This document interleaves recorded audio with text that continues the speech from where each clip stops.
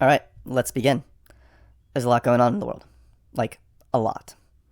Okay, but have you ever wondered what causes these things? With a handful of military conflicts every year, we have to ask, what makes the international system repeatedly create such violent results? And I don't mean the historical events that led up to them, but the systemic underpinnings that generate these things. That is what this series is for. We will highlight different ideas or theories on why leaders of countries make their decisions. Today we will be discussing anarchy. While there are many different theories of international relations, including realism, liberalism, Marxism, post-colonialism, constructivism. Okay, fair. You don't need to know any of these names, because what's important is most international theories recognize the existence of anarchy.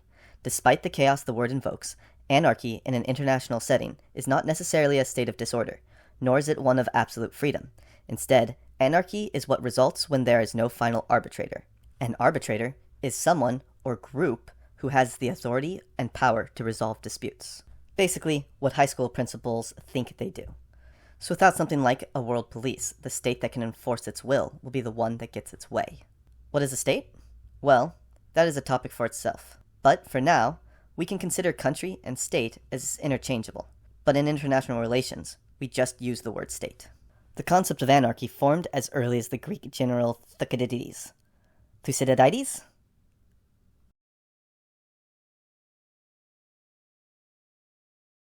Thucydides. Really? Okay. Well, he writes in the history of the Peloponnesian War, the people of Melos were besieged by the Athenian forces. Who are the Melians? Hold on. Let's get me a map. Okay, these guys. Yeah, the yellow is Athens and its allies. With Melos being an island less than 60 square miles large, and with an adult population likely smaller than the Athenian expeditionary force, much like me in the sumo ring, they didn't stand a chance.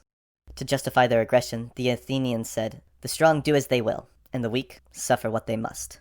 It was a harsh admission of reality. If the Athenians wanted Melos, there was little Melos could do to stop them. Without an arbitrator or world government, Melos was too weak to stand up to the strong and had no recourse but to suffer what they must. Anarchy doesn't really stop states from doing anything, but that is the problem. There is no one to decide where a dispute ends. If you buy a car and it breaks down right after you drive it off the lot, you can rely on the government ending the dispute in your favor.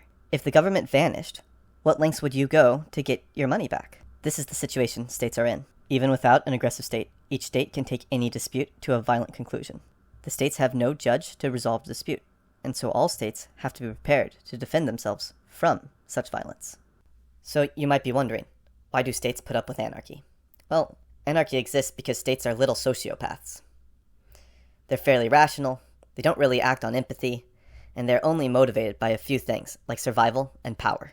States are also extremely hard to kill, and will sometimes even resurrect after their death. Germany was left destitute after World War I, but was able to become the most powerful state in Europe within 20 years. It was then divided up after World War II, and in less than 50 years, it had reunited and had become a major player on the world stage. This type of intense resilience causes states to have little urgency to exit anarchy. Since a state will prioritize its own good over others, each state cannot fully trust the commitments or signals of other states. The friendly state might renege on their agreement, or, worse, have sinister motives. States will often only help others if they have something to gain, and this is usually at the cost of the ones who need help. States only have superficial friends.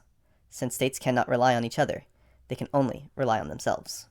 The pains of anarchy are not felt equally by all states. In fact, powerful states, often called great powers, find anarchy as a way to maximize their freedom because there's no governing authority to restrict them.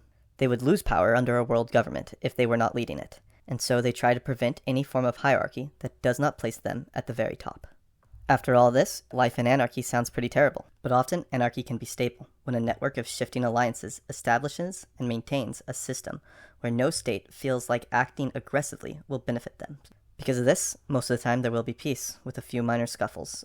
While each state keeps one eye on both their enemies and allies, most of the time is spent cooperating with other states on trade and strengthening its position by increasing its own strength. You might be thinking, there has to be a better way than this constant turmoil of anarchy. Well, some theories of international politics believe that there are ways to draw states into a form of hierarchy by building international institutions, like the UN. But that's another conversation for a different time. Until then, states will have to grit their teeth and carry on under anarchy. I want to give special thanks to the faculty and staff in the Notre Dame International Security Center, or INDISC for short. They read over the script and gave me some pointers. You should check them out. Their website is ndisc.nd.edu and is linked in the description